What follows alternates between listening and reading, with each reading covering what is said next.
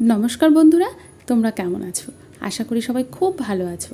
আমিও খুব ভালো আছি। আজকে চলে এসেছি নতুন আরেকটা রেসিপি নিয়ে। আজকে বানাবো কুমড়ো পাতা দিয়ে ইলিশ মাছ, মানে কুমড়ো পাতা ইলিশ মাছ দিয়ে ভাপা হবে। বুঝতে পারছো ব্যাপারটা কেমন হবে? চলো তাহলে শুরু করা যাক। দেখো, এখানে আমি 4 পিস মতো ইলিশ মাছ নিয়ে নিয়েছি আর নিয়েছি কুমড়ো পাতা। আর এখানে নিয়ে নিচ্ছি, আমি না আগে থেকেই সর্ষে আর পোস্ত বেটে রেখেছিলাম। এখানে ওই 2 চামচ মতো সর্ষে পোস্ত বাটা নিয়ে নিলাম আর নিয়ে নেব 2 চামচ মতো কাঁচা লঙ্কা বাটা। আমি কাঁচা লঙ্কা বাটাটাই ইউজ করছি, তোমরা চাইলে কিন্তু গোটাও ইউজ করতে পারো। আর এখানে দিয়ে দিলাম 1 চামচ মতো হলুদ আর 1 চামচ মতো লবণ। এবার এই মশলাটা হাত দিয়ে খুব ভালো করে মিশিয়ে নিতে হবে। মেশানোর পরে এবার এক এক করে সব ইলিশ মাছগুলো দিয়ে ইলিশ মাছের মধ্যে খুব ভালো করে মশলাটা মাখিয়ে নিতে হবে। মাখিয়ে নিলে তাহলে ভাপার জন্য যখন টিফিন বক্সে দেবো তখন ভালো করে মাখানোর দরকার হবে না। আগে থেকে যদি ভালো করে মাখিয়ে রাখা যায়, একটু ম্যারিনেট করে রাখা যায়, তবে নুন হলুদটাও খুব ভালো মতো মাছের মধ্যে ঢুকে যায়, হ্যাঁ না? এবার দেখো, ওপর থেকে আমি দিয়ে দেবো সর্ষের তেল। সর্ষের তেল দিয়েও না খুব ভালো করে ইলিশ মাছগুলোকে মাখিয়ে নিতে হবে। এই ইলিশ মাছের মধ্যে সর্ষের তেল মাখানোর পরে এবার আমি একটা একটা করে ওই কুমড়ো পাতাগুলো দেব আর ইলিশ মাছের মধ্যে মানে জড়িয়ে ভালো করে মশলার সঙ্গে মাখিয়ে জড়িয়ে জড়িয়ে রাখবো। আর দেখো, এই কুমড়ো পাতাগুলো কিন্তু আমি আগে থেকেই তুলে রেখেছিলাম। তুলে খুব পরিষ্কার করে ভালো করে ধুয়ে নিয়েছি। ধুয়ে তারপরে মানে যা যা ফেলার ছিল, পাতার পেছনের দিকে শ্বাস ছিল, যা নোংরা ছিল, যা কিছু ছিল, পরিষ্কারভাবে ধুয়ে খুব ভালো করে ধুয়ে নিতে হবে। তারপরে দেখো, এইভাবে না পাতাগুলোর মধ্যে মাছগুলোকে জড়িয়ে জড়িয়ে নিতে হবে, যাতে পাতাতেও একটু মশলা মাখানো হয় আর মাছগুলো বেশ ভালো রকমভাবে পাতার মধ্যে বসে যায়। তবে কি হবে, মাছটাও সেদ্ধ হয়ে যাবে আর পাতাটাও সেদ্ধ হয়ে যাবে। এইভাবে না এক এক করে মাছগুলো পুরো পাতার মধ্যে জড়িয়ে নিতে হবে। জড়িয়ে মশলার সঙ্গে খুব ভালোভাবে আস্তে আস্তে করে এরভাবে এক একটা তৈরি করে নিতে হবে। এবার আমি টিফিন বক্সের মধ্যে এগুলোকে এক এক করে ভরবো। ওই জন্য না আমি আগে থেকে টিফিন বক্স রেডি করে রেখেছি। আর ওইদিকে কড়াইতেও কিন্তু আমি জল গরম বসাতে দিয়ে দিয়েছি, মানে ওই জলের মধ্যেই আমি টিফিন বক্সটা বসিয়ে দেবো। এই দেখো, টিফিন বক্সটা নিয়ে নিয়েছি। এবার এই টিফিন বক্সের মধ্যে না প্রথমে আমি কিছুটা মশলা মাখিয়ে নেব, মানে যে মশলাটা মাছে মাখানো হয়েছে ওইটাই একটু মশলাটা নিয়ে টিফিন বক্সের মধ্যে মাখিয়ে নেব। এবার এক এক করে এই মাছগুলো এর মধ্যে বসিয়ে দিতে হবে। তার আগে আমি একটু সর্ষের তেল ভালো করে মাখিয়ে নিলাম। সর্ষের তেলটা মাখিয়ে নিলে মাছের নিচটাতেও, মানে পাতাটা যেহেতু বসবে তার উপর মাছটা, তাহলে মাছের নিচটাতেও তেলটা ছড়িয়ে যাবে।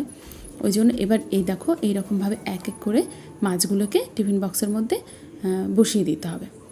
বসিয়ে দেওয়ার পরে আমি না ওপর থেকে আর একটু সর্ষের তেল দেবো। যেহেতু প্রথমে আমি ম্যারিনেট করার সময় অল্প তেল দিয়েছিলাম, আর ওপর নিচটা টিফিন বক্সের নিচে একটু তেল দিলাম, এবার ওপরে একটু তেল দেবো। তার আগে এই যে দেখছো মশলা ধোয়া যে জলটা, এই জলটাও আমি দিয়ে দেবো। এইটুকুই যা জল দেবো, আর কিন্তু কোনো জল দেবো না আমি। এই অল্প জলেই কিন্তু আমার রান্নাটা হবে। মানে জল বলতেই মশলা ধোয়া জল যেইটুকু দিলাম ওইটুকুই, ব্যাস, আর জল দেওয়া যাবে না। এবার দেখো, ওপর থেকে কিন্তু আমি সর্ষের তেল দিয়ে দিলাম। এবার অনেকে যারা কাঁচা লঙ্কা পছন্দ করো, মানে গোটা কাঁচা লঙ্কা, তারা কিন্তু ওপর থেকে কয়েকটা কাঁচা লঙ্কাও দিয়ে দিতে পারো। আমি যেহেতু পেস্ট করা কাঁচা লঙ্কা অনেকটাই দিয়েছি, তাই জন্য আর আমি ওপর থেকে কাঁচা লঙ্কা দিচ্ছি না। কারণ আমার ঘরে মানে ঝাল খাওয়া হয়, তবে বেশি ঝাল হলে আবার খেতে অসুবিধা হবে। আমার মেয়েও খায় তো, ওই জন্য। দেখো, মোটামুটিভাবে আমার রেডি হয়ে গেছে। এবার টিফিন বক্সের ঢাকনাটা বন্ধ করে আমি কড়াইতে বসিয়ে দেবো।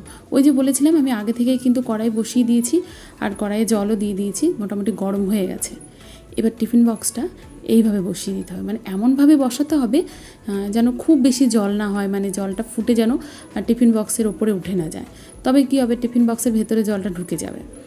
দেখো, এইবার এইরকম একটা ঢাকনা দিয়ে আমি ঢেকে দিলাম।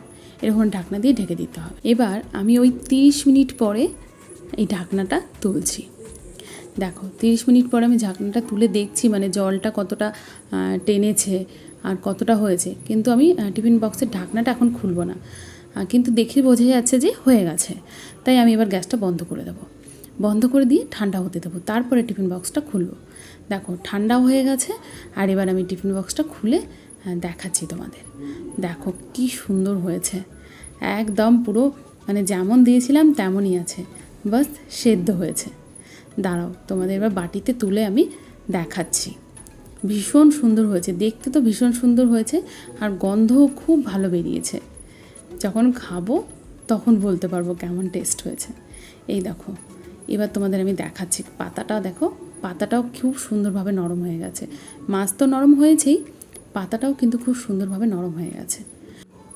আর এই রকম কুমড়ো পাতা দিয়ে ইলিশ মাছের ভাপা কাদের বাড়িতে হয়, মানে কাদের কাদের বাড়িতে হয় অবশ্যই জানিও আমাকে।